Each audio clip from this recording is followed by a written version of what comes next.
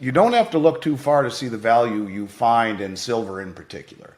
An asset that is depleting in nature, that has expansion in use cases dramatically in green, in digital, in electronic, all of the things that we need silver for, in an asset that is depleting in nature, and has experienced a renaissance in monetary demand. I mean, you have to really try hard to not notice it. So, do I expect to see the same type of demand in 23? I actually think there'll be greater demand because what we've seen over the last couple of years has just been a reawakening of the hard money crowd, a slight expansion of the hard money crowd, but the real mainstream has yet to wake up. And when that happens, I truly do believe, Patrick, that we will see fireworks in price, but also more realistically in inability to source product, because the last couple of years have been really identified by difficulties securing product.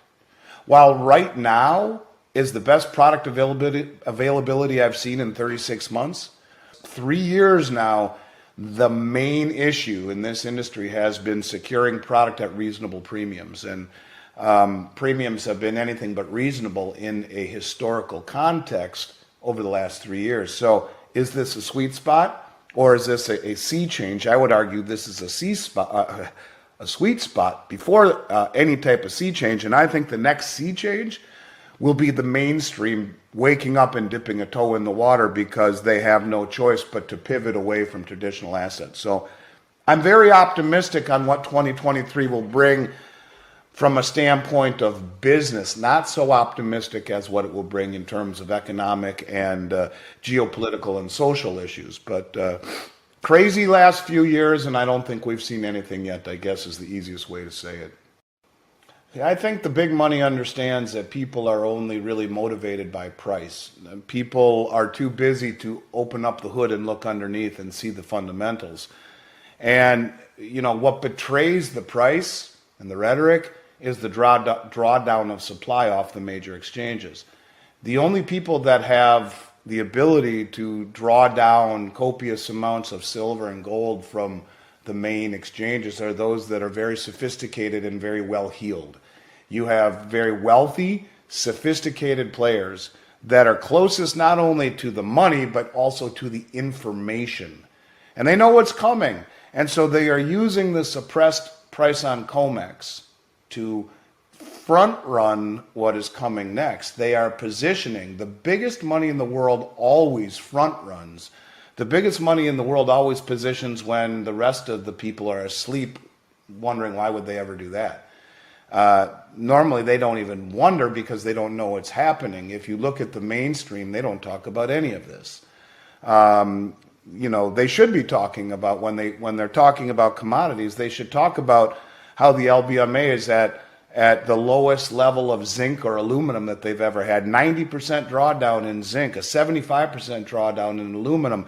And it's moving to strong hands away from the West, who suppresses price to make their currencies seem better, and it's being used against us. When these commodities rally, in particular the monetary metals, it signals weakness in the currencies, frailty, if you will, the emperor wears no clothes type of deal. And I think the people will wake up when the price explodes, but the price will have exploded after the biggest money in the world has repositioned.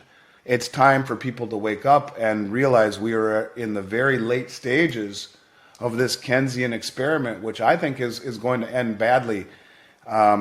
And precious metals are really, in my mind, one of the only places to safely put your money. And it's not about return on it, it's about return of it. And yes, if you own enough gold and silver, you may be wealthy. But that's not why you buy it. I think gold and silver are wealth. And yeah, you own enough, you'll be wealthy. But that's not why you buy it. You buy it, I think, right now to get out of the way of the demolition of the world reserve currency. And I think that's coming. I really, truly believe the dollar is going to experience not only major competition globally for its reserve status, but also the ramifications of suppressing interest rates for so long and pumping so much money into the system, which has created massive distortions in asset prices and misallocations of capital and resources. And as interest rates rise, we will feel that pain. The massive spike in interest rates hasn't been felt yet. They have never been this aggressive in raising rates. It usually takes about 6 months to funnel its way through the system. I don't know what the transitional period is going to be. I mean, look, you can see a transitional period already when you're seeing all of these countries launch their CBDCs. What you are witnessing, I really do believe, is a coalition of countries that are gathering together to rally against the hypocrisy of the West, the sanctions of the West. I think you will see more agreements that are being made globally outside the US dollar.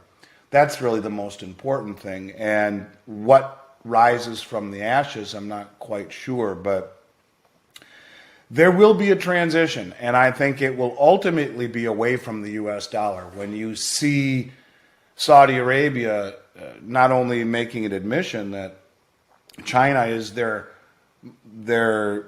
most important trading partner in oil this year, but for the next 50, it's very telling. When you see Saudi Arabia saying we're going to join the BRICS nations, this is very telling. When you see all of the 13 OPEC producing countries on the Belt Road Initiative, this is very telling. You are seeing the chess pieces being put into place to challenge the dollar.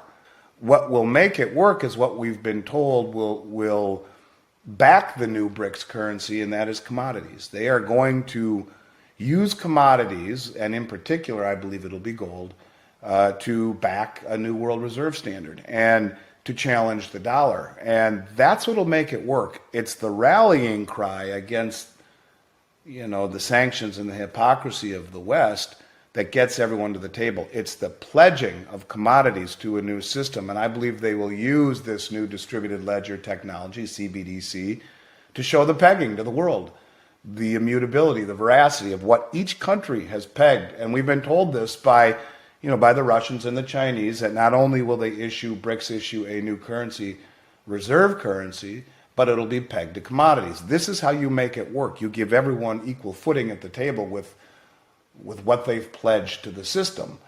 I think if the whole world no longer needs to hold dollars and dumps them because they are now taking the petro yuan or the new BRICS currency or gold or whatever it may be, it's a whole new ballgame, because the demand for the dollar, this synthetic demand that has been created since 1974 because the Saudis said, fine, you protect us, we'll denominate oil globally through OPEC, where 85% of all oil has been in dollars. Yeah, it's going to be a generational shift